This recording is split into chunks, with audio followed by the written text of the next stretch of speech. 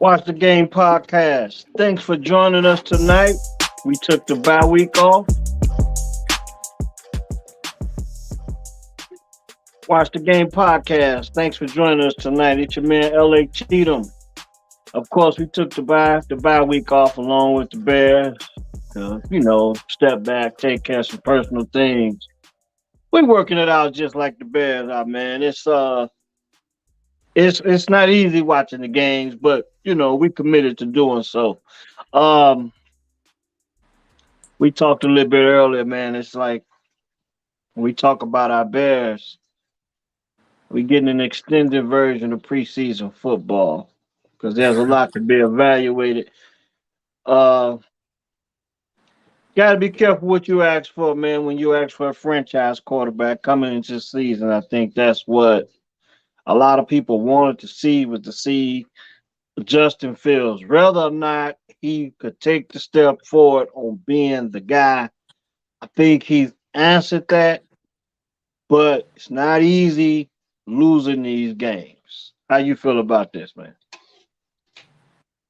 I said at the beginning, I want to be relevant when we watching these games in December. I want to be watching them for a reason other than just we evaluating. We know we looking forward to in the off season. So it's disappointing that we in that spot now where we 3-11. I think the question has been answered that Justin is going to be here. Justin is that piece is in place, but it's a lot left to be desired, and I feel like we doing a lot of moral victories right now. Like we playing these teams close, and we just got to get over the hump. It's a lot like when the Bulls was playing the Pistons in the Jordan days. Like they was good, but they just couldn't. They didn't know how to win or whatever yet. And we just seen a lot of these one-score games with the Bears. A lot of it is talent. A lot of it is injuries. But they in the game in the fourth quarter, and they just can't seem to pull these things out. It would be nice to see them pull out one. Today versus the Eagles, they got 3 turnovers, still lost by 5 points. It's just like, man, like it ain't even the win is knocked out of you because they lost. The win just knocked out of you because this is the point we in the season. We got the guy now. We just need to see this thing build, and you just want to fast forward and get to the point where we know this team can actually compete. Like the struggle is okay. We went through the struggle, but let's turn some of these into W's. Yeah, and it's interesting that you say that because believe it or not, as bad as the Bears have looked on prime time, that's the last time they won a game was on prime time Monday night against the New England Patriots. And can you even remember how we felt coming out of that game? I think that was a week after they traded Robert Quinn and just before they traded Roquan Smith. And when I think about it, that was a big victory at the time, but we haven't won a game since. So I have to believe that although some guys like Jack Sanborn has stepped up and we've had some injuries, when you talk about Brisker and Gordon, those guys both had their first interception in that game. But since that game, it's been a lot of misery, I guess you can call it. But Justin has been the brightest star in it all. I think he's answered that question, like you said. But it's just not easy watching these games. You be in it, and for a moment you forget all about the draft pick status and all that because you're into the game.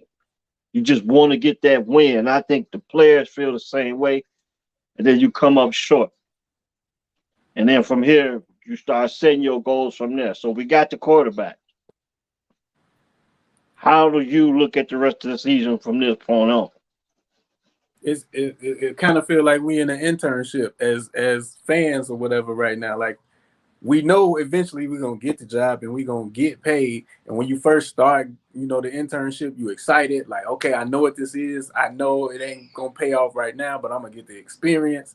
But still, it's like, damn, my phone bill still due like can we get one win? Can we, like, we invested a lot of time in this, and like you said, you forget about all the draft picks and all the possibilities of what can happen with free agency and the cap space and all that in the off season. When you watching Sunday at 12 o'clock and you watching your favorite team on the field, you want to Yeah, see these guys get over the hump. yeah. And it's like in the moment, in the game situation, you don't even think about that. And it's like, and then you start picking out these moral victories. Okay, Justin is 1,000 yard rusher now as a quarterback. And as excited as we can be about that, um, it just leaves us wanting more from this team. But on the bright side, I don't know if you had a chance to watch the press conference that Justin Fields had after this game. After watching his press conference, I felt a little bit better because I just think he's growing as being the leader of this football team. And after losing, I don't want to think that he's accepting losing, but I think he's seeing the realities of what this team is and also the potentials of what they can be if we get some pieces around him. Yeah, I would say that too. Like, I definitely think that Justin inspires confidence in those guys that are in the locker room right now. Like, the record is 3-11. It is what it is. But I think they step on the field every week like, yo, we got this guy. We got a chance to win if we just do this right here or one bounce go our way. So I don't think it's a lost locker room or nothing like that. But yeah, it, you got the best player on the field. Most times you come out there on Sunday. So that got to inspire you. And from all accounts, from what we see, he looks like a team guy, great leader. He thanked everybody for, the record that he was able to put under his belt, going over 1,000 yards in the season. He thanked his teammates, and I thought he was gonna say something like, it really don't matter because we 3-11. I want to win. That's what I was expecting him to say. But the fact that he just thanked everybody, and I'm like, okay, this dude gets it. He understands, and he's in the right position. He's trending in the right direction. He just need a few more, like Coach Prime say. Need a few more dogs to come with it. You just need a few more dogs.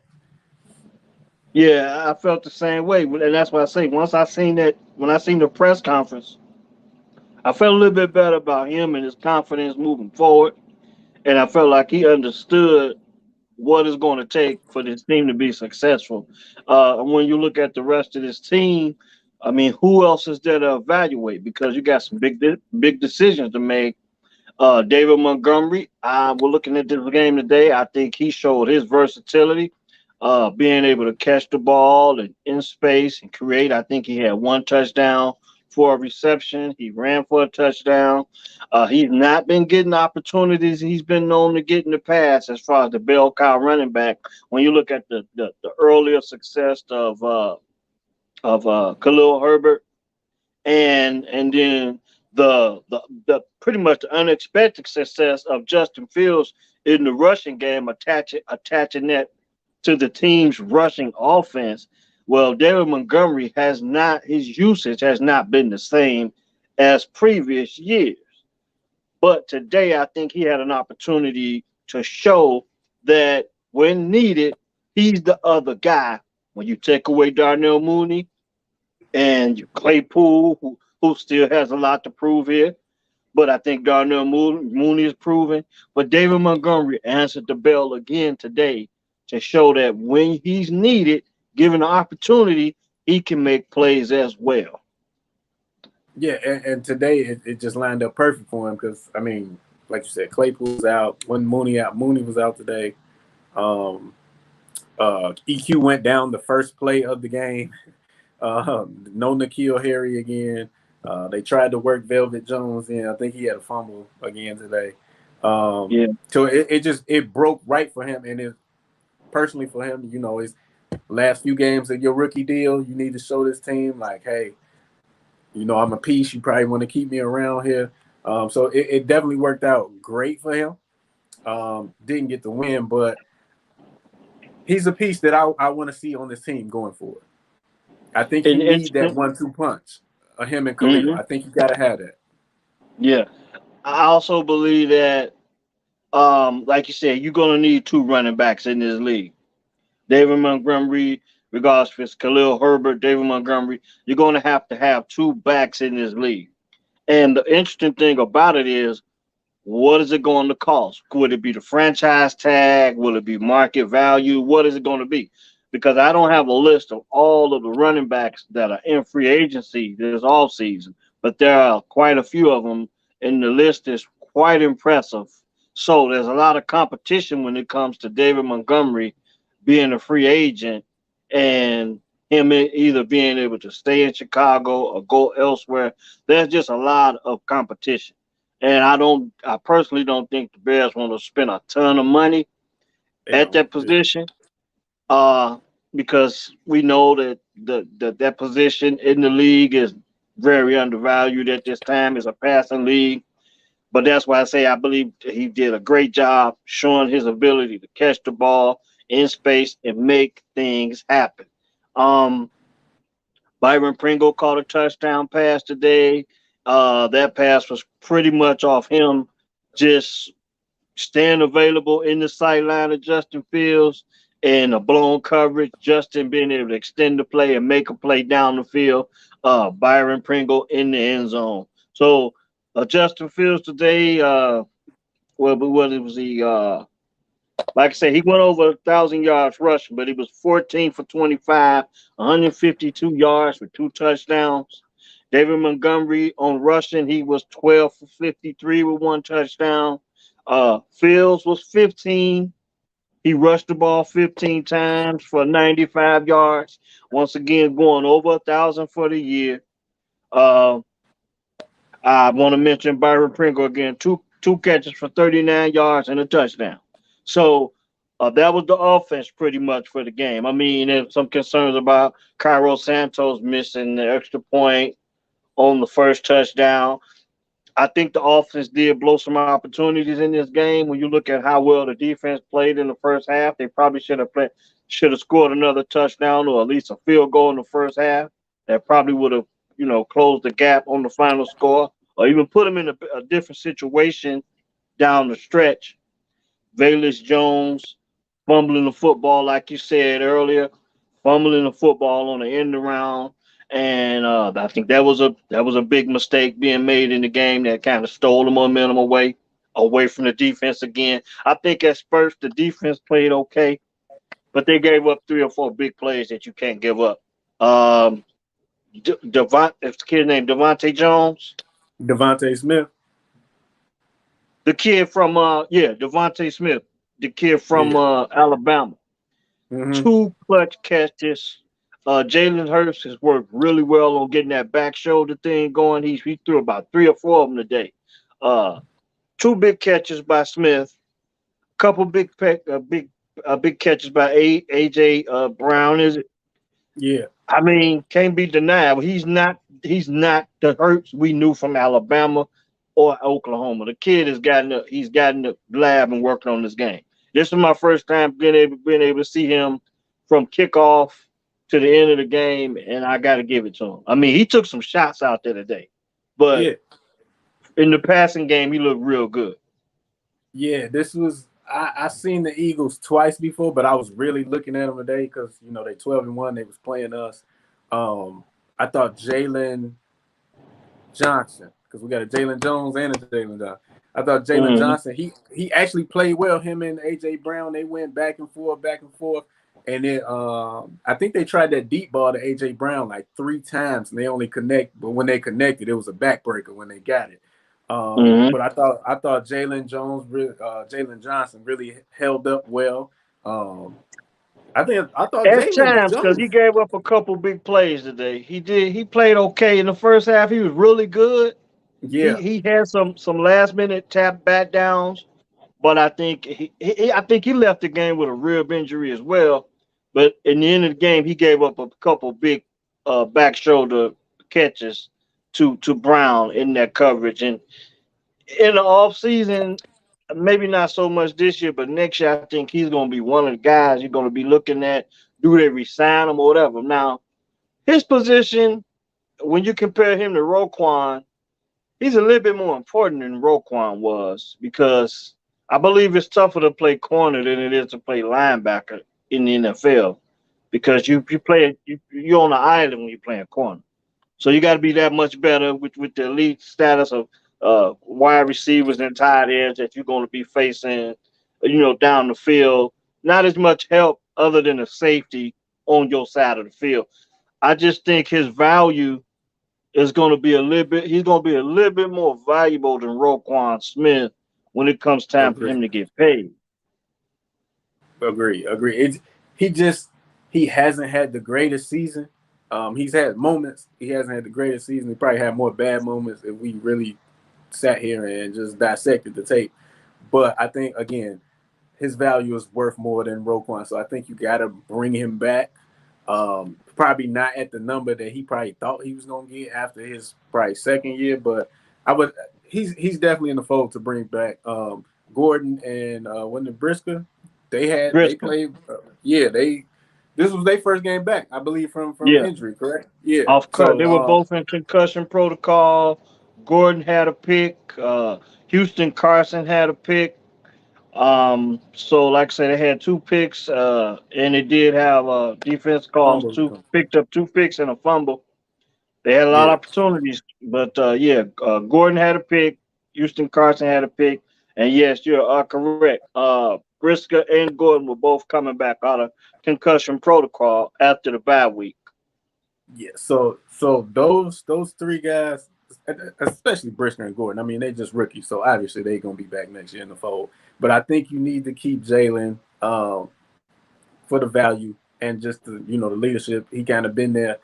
He's the probably the longest tenured guy in the secondary, right? The other guys are undrafted free agent. Jalen Jones is an undrafted free agent. And like for him to be an undrafted free agent going up against Devontae Smith today, I thought he did well. I know Devontae went over 100 yards. Both of them went over 100 yards. But, I mean, what do you expect? This guy was an undrafted free agent. So he held up well. I think he gives some more time on the field. He could definitely work into a serviceable corner. Um, but, yeah, today, actually, because the defense been a problem, a lot of games that we done lost this year, the defense, they gave up 25. Philly came in averaging damn near 38 points a game in their last few. So, I mean, you can't blame the defense. And three turnovers. Yeah, like I say, the defense, given the tasks that they were called to fill, I do think they had some questionable blitz plays. Like when you think about the one play that Hurst scored the touchdown on. Now I'm gonna give you a little bit of John Madden analogy when we play in the video game. One thing I do not do when I'm near the goal line, especially if I think I got a scrambling quarterback, I do not blitz. Just make them throw the Mm-hmm. ball. Put some guys in space. I mean, make them throw through the tight windows. But they dialed up a blitz, and I think it was Brisker From went depth. on the blitz, and he waited on the man and just ran right past him. No one was in help position, touchdown. Then there Yeah. was another play when they had that long drive. I think they had a long drive, but they don't think got any points out of it when they missed the field goal. They were down on like the 4 yard line or something like that, and they dialed up another blitz, stayed in the blitz call. The corner left early, and they had trips to the right. The Eagles had trips to the right. Boom. Right to Smith on the screen, bubble screen, bam. He was gone for a big gainer when they really could have got off the field. It was like third and long or third and 10. They dial up a blitz, give up a big play, two questionable calls. Now don't get me wrong, if they get home, we all love it. But I'm just Right, saying from right. a perspective on who you're going against, who's playing quarterback, and the weapons he has to his uh to his disposal. It's just certain things you just don't want to do. Some things you just got to play safe, especially by the goal line. You don't do that. Situational football. Situational Yeah, football. And I wasn't upset with the blitz on that first one where Hurt scored the touchdown. It was how they blitz because he came from the safety spot. he wasn't close to the line. He damn near got a 15-yard head start to run that blitz. So if you're gonna run the blitz, bring it from the backers, or just bring more than they can actually block. But I'm definitely a proponent of when you inside the red zone, the field is already so condensed. You already probably in bend but don't break mode right then. So just zone it up. The windows are already gonna be tight. You can't really get beat behind you no more because there ain't that much field left. So I Yeah. was cool with the blitz and the one where Devontae got, the Eagles just had the right play call on in that one. So, but yeah, the first one definitely wasn't mad at it. Just do it a different way. Just do it a different way. Especially when you think about he had already threw 2 picks in the game. You know Yeah, what I'm saying? So you want to continue to force him to play against in tight windows. You yeah. don't let him be an athlete. I mean, I wouldn't blitz Justin down there. I mean, I just really would. I wouldn't do it. I mean, and at times it allowed me to really appreciate Justin as well because today we had 2 of the top rushing quarterbacks in the league. But when you had a chance to see one on the field run with the football and then immediately have the other, Justin Fields looks so much faster and elusive in He did. space. And I just I just grown to appreciate him more with his toughness, his ability to make plays with his feet. He's getting better with his arm. I like the fact that they were able to throw the ball to the back a little bit. Bottom line, at the end of the day, they just still didn't get it done. I mean, blown opportunities.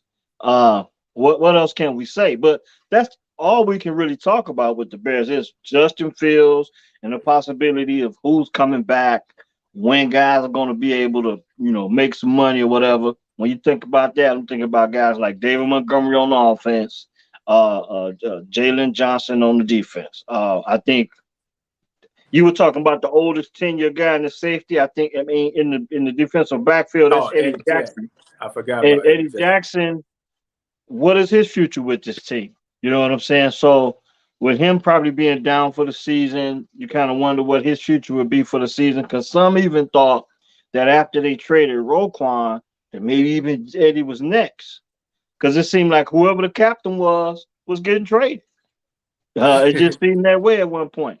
But it just a, such a big difference when you talk about the last time the Bears won a football game when they went to Foxborough and beat the Patriots on Monday night. We have not had a victory since. A lot of close competitive games. And when we look back at the beginning of the season, that's pretty much what we asked for. But you gotta be careful what you ask for. Yes, because sometimes you get it. I will say this though, when the Bears got into that 2nd and 27 after the little botch play, and it was 2nd and 27, the difference is I'm like, Justin finna get this back. Like I had no doubt in my mind when I saw him take off and start running. I was like, he's gonna try and get this first down because he could have easily went out of bounds a few different times and just slid. And I'm like, he's gonna try and get this whole thing. And that's the kind of fight and the kind of leadership that you like to see as the number one guy in Chicago. So I appreciate that. But I gotta bring up the 2020 MVP, Cairo Santos. He's missed 5 extra points this year. Yeah. Is it time to be worried? I'm gonna put it to you like this. We're talking about 5 points. 5 points. When you look at all the opportunities that the offense blew today, even down to the end of the game, I think once to answer your question, I'm not concerned about Cairo right now. Because if he's gonna miss extra points, that means we're getting in the end zone. So, and if you're gonna be concerned about Cairo Santos, then we got the next 3 weeks to evaluate him as well. Okay. But when I go back to this game right here, when you talk about blown opportunities, now, even down to the end of the game, Justin goes out. I don't know if it was cramps or whatever, and he comes back and he makes the play to Pringle with just under 3 minutes left in the game. I really did not agree with them going for the squid kick, the onside kick. I did not like that because I'm like, okay, make them work. You okay? What do you have to lose? And you look at it two ways. We can kick the onside kick and recover it, great. But the defense is playing okay. I would have liked to seen them make them work the whole field because they still was put in a situation where they could defend an important third down play. So if you put them in a position where they got to work the whole field, maybe Justin gets the ball back with a chance to win, and you're not giving them the ball right away in field goal position. And that's And why your I defense. question all the way down to the end of the game. Just let them play, put your defense in a successful position, and they're expecting the onside kick, but put your defense in a successful position and let them defend the whole field. And at this point, you might get the ball back because Philly's already up 5 at that point. So they can either say they still got to play. They can't just play for the first down. They got to at least earn field goal position. But when they Mm-hmm. did the onside kick, 2 plays and they were already in field goal position. I didn't agree with that at the end. The onside kick, I didn't agree with that. But blown opportunity again right there. The defense, the offense. Justin comes back, he makes a play, put you back in position to possibly get the ball back, and you knew you had to go and score another touchdown because you're down 5. But That's been the put the story of the defense in season. position. Yeah, That's been you the have story of the nothing to season. lose. You have Yeah, nothing to lose at that point. So give or and take, yeah, maybe that's why they went for it because he felt like, well, we ain't got nothing to lose, so we can try it. But the defense had got you 3 turnovers today. It wasn't like Jalen Hurts was playing lights out today. Yeah, I know he hit the mm, one big one to AJ Brown like we just talked about a minute ago. But the defense had been doing its job today. The defense has we've seen them all season they can get a stop. It's a 1-score game. Give them a chance. We just learned it anyway. It's a glorified preseason game at this point anyway. Give them a chance. See if yeah. well, I know Jack Sanborn was out at that point, but just see who can make a play for you. Yeah, it was still guys out there capable of making plays. Jackson boy, he had a hell of a play against got he caught up with Hurst on the back end on one when Hurst was trying to spurt out on a scramble. Sanborn caught him from behind and had a big play to stop him for a short gain or a minimum gain. But like you said, they had other guys that were capable of making plays. I think for the most part, they had the right game plan. They just they gave up a couple big plays. But now that okay, we 3-11. Bears 3-11. Eagles 13-1. Uh, Going forward, we want to focus on the teams that's going to really matter. We know the Bears are. We's all about draft status and free agents from out. Yeah, So we talked about this before we went on. So I want to get off into it. We talked about the NFC. You got it's the pretty much. I think it's the Viking. Well, it's the Philadelphia Eagles, the Vikings, and the 49ers probably at the top of their divisions. you are correct. Um, And the Buccaneers are the top yeah, of the the NFC Buccaneers. South. Yeah, And the Buccaneers, talking about they lost today, they lost to the Bengals, so that's a tough situation to be in. When you think what a difference a year makes, because just last year it was a debate whether or not it was Tom Brady or Aaron Rodgers being the MVP of the league. 365 days later, it's like Tom Brady is fighting just to make the playoffs. They're winning the division, but it's not impressive. And they're like Tom Brady's got his off the field issues, personal issues everybody know about. But that team isn't. Talking about literally backing into the playoffs.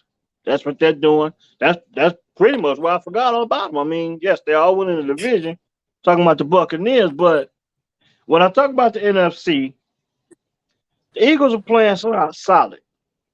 But the most impressive thing that's going on in the NFC right now is the San Francisco 49ers. The reason why, when you think More than the about it, Lions. well, the Lions, they're playing really good football. I'm talking about the Lions as good. I think they moved to 7-7 today. They beat the They Jets. did. I think the Jets moved to 7-7 as well. But the Lions are playing really good football. Since they beat Green Bay, I think they've been undefeated since then. And I think the Lions they beat all three of their division opponents, the Bears, the Vikings, and the Packers. They have beat them all. I don't know the rest of their schedule, but they I have think they beat. lost to Buffalo on Thanksgiving. I think that's the Yeah, only game they lost since then. Yeah. yeah.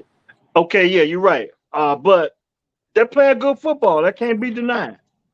But I'm talking about the teams in the playoff picture. I think it's pretty much real right now. I think you got a game going on tonight between the Giants and the Commanders, and both of those teams are 7-5-1. You nailed it. Okay, Yep. and the Lions are 7-7, and they looked and they showed the wild card picture. I think they really still on the outside looking in, so they got to win out still.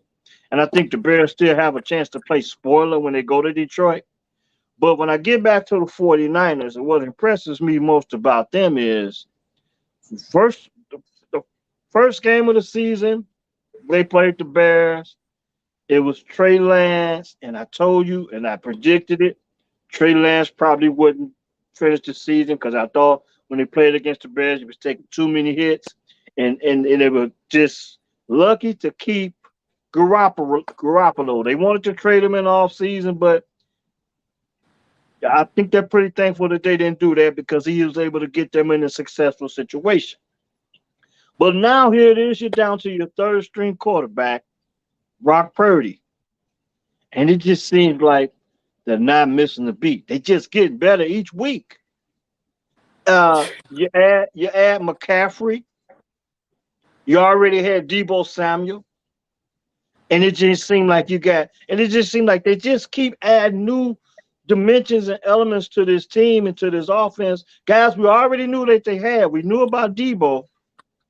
We knew about the tight end. What's his name? Kittle. Yeah. Kittle had a hell of a game Thursday night, I believe it was, against the Seahawks. And that's another team. That's what I'm saying. We can talk about the Lions, but they're kind of on the outside looking in because they got to win out. They're playing good football, but they still got to win out. But the 49ers are very impressive considering the fact that they're just plugging the quarterbacks in, still figuring out a way to win football games. And Debo went down with the injury. You know, he's a big part of what they do. They just play tough, physical foot. It's almost I almost liken it back to like before it became a super passing league like it is now.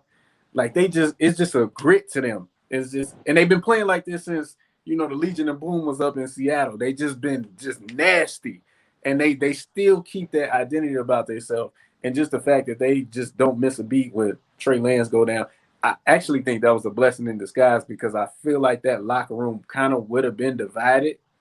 So him going down as early as he did, and they got Jimmy G back in there, that righted the ship, and then they took off. I think what's their record, like 10-4 right now, something like that. Let me pull it up. The 49ers, yeah, 10-4. They're 10-4 right now. So you gotta think if Trey Lance had started 4 or 5 games, some of them would have been some losses just because he had the experience. So for them to be 10-4, Brock Purdy come in. They watched Tom Brady last week so bad that they had to take that game off TV because he was watching them so bad.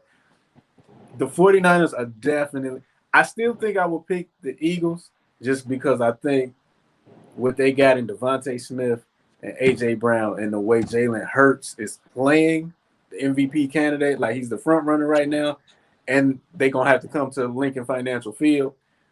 But defense travels, physicality travels. So if they was to go in there and knock them off, I wouldn't be surprised. But if I had to bet my money right now, I would do it on the Eagles. I definitely taking the 49ers over the Cowboys, though. That's for sure.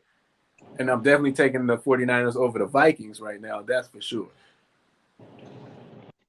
Yeah, 49ers, I think, the Bears showed they showed that they could play with the Eagles. They just couldn't play with them for 40 minutes. I mean, for 60 minutes. But I think it's going to come down to the 49ers and the Eagles when it's all said and done. And hell, man, look, the NFC East, the Cowboys. We haven't even talked about them. Now I think they squeak one out today. Forget who it was they They played, but I think lost. they squeak one out. No, they lost in They overtime. They had was up one. No, they 27 didn't. They They was lost. up 27-10, The Cowboys, and I they think they ended up. lost because Stephen A. I seen on Instagram. Stephen A. Whenever you see Stephen A. bust out laughing on Instagram on Sunday, you already know what that means. That means that Yeah, the they lost Dallas 40 to Cowboys 34. lost. So the Cowboys lost to Jacksonville 40-34. I think Dak Prescott had a pick six. So Jacksonville over Dallas. Dallas goes to 10-4. But I'm not gonna count Dallas out. Uh Short week this week for most of the league because of course week 16 we'll be going into Christmas to the Christmas holidays, the Christmas weekend. So to kick off the week, you got the Jacksonville Jaguars will be kicking off in New York against the Jets on Thursday night, and then a lot of games will be played on New Year's Eve. Our Bears will be taking on the Buffalo Bills, a team we haven't had to talk about in the AFC. They had a good game against the Dolphins on Saturday night. Was a triple. That was a triple header night. They had a primetime game on NFL Network, but they matched up with the Dolphins and they beat the Dolphins or whatever. But this is going to be a short week. Quick turnaround for teams in the NFL. Like I say, the Jacksonville Jaguars going to New York to play the Jets, and then got a ton of teams playing on Saturday, and I think you got like three games on Christmas Day. Uh, yeah, three games on Christmas Day. The most intriguing matchups. Let me see. I know it's the Dallas Rams and playing Philly somebody. play on That's Christmas Eve. Saturday. Not prime time, but 3:25 slot on Saturday on Fox. So I think that might be the best game of the week. Uh, Going into week 16. So as we wind down, man, we want to watch the game, but we're going to watch the games that matter. Damn it, and that's just what. That's just. I mean, as good as Justin Fields is, that's just how it is, man. I mean that's what's going to keep us relevant. I think that's what the people want to know about. So they're going to know. Yeah, They're going to want to know how we feel about the rest of the teams and how we feel about going into the Super Bowl. We're going to ride this thing out well into we're gonna push forward and we can't go past the college football playoff. I mean that's coming up on New Year's Eve. Uh and with the Michigan Wolverines playing the first game, I think at 2 or 3 o'clock yeah, against that's the early TCU, and game. then Ohio State facing off against Georgia. I think that's gonna be a really good matchup. Interesting to see what Michigan does with TCU as well, because I think they got a pretty good stud on the perimeter. They got a real nice wide receiver. I had a chance to see some highlights on him over the weekend, but here watch the game. That's what we gonna focus. We gonna focus on the games that matter. As bad as we want our Bears to do well, I mean, what else can we do? We owe it to the people to watch the games that matter. Yeah, and just piggybacking off of that, we coming up on Christmas, so this about the time you'll see us get some more NBA talk going on because the season technically don't start until Christmas Day for the NBA. So, we'll be rolling out some more NBA content, some more NBA talk, especially with the Bears just doing us a favor and kind of taking themselves out of contention. Like, hey, watch the game. We know y'all got a lot of on y'all programming list, so y'all can go ahead and give some other people some shine, some talk about. So, but definitely the college football playoff. We'll be previewing that. We still about a week and a half out before we get into serious talk about that. Man, just interested to see how the playoffs shake up. Like I said, if I had to put my money on anybody right now, I would probably put on the Eagles. I mean, just to represent the NFC, I'll put it on the Eagles, but I don't wouldn't pick them over whoever come out the AFC. I like what the Bengals are doing. I like what the Chiefs are doing. I probably would pick them over the Bills, but I would definitely put those other two teams over the Eagles. But yeah, man, we got a lot to talk about. It's a lot going on here at Watch the Game. We ain't done just because the Bears are quote unquote in preseason. We not done. Yeah, we working on our thing just like the Bears, and trust me, when the Bears turn the corner, and they will turn the corner, and they're winning, we will be winning too. We'll have this ship off and sailing and watch the game, and we can enjoy the season. But we gonna enjoy this thing regardless. NFL playoffs, college football playoffs, going lead us right into March Madness, well into the NBA season, and NBA finals, NBA playoffs, NBA finals, so on and so on. As we watch these games, man, that matter. The Bears are Exactly. my passion. But sitting back, chopping it up with you about this stuff, something we always did, and now we get a chance to chop it up together and getting ready to allow the people to give their takes on how they feel about things in the sports world. I wouldn't rather have it any other way. But watch the game podcast, man. I'm having some trouble hearing you on your end. I don't know if you're having some technicals with your sound right now. Can you hear me? I can You hear hear you, me? but it's real minimal. Okay, so yeah, we having another we're gonna have another technical day. Yeah. We having another technical day. Fortunately, though, it just happened, and we're right around to the end of the show. But subscribe to the channel on YouTube. Tune in to us. Now, I got to be honest with you.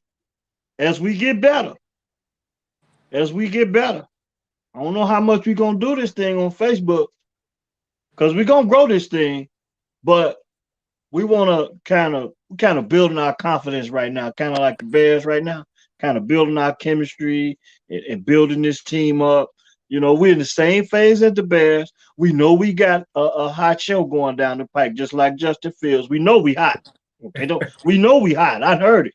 The people that listen to us know they have told me they like what they see, and when we don't do it, what's going on? Why didn't y'all do nothing last week? You know what I'm saying? So we're gonna get it rolling. And we're gonna do the Super Bowl shuffle eventually. So watch the game podcast, man. It's been real. Coming up on the heels of a loss. It's been real, it's been fun. Bills, Bears next week, Soldier Field, quick turnaround, Christmas Eve. Happy holidays to you all out there. Thanks for joining us tonight. Penn has been real.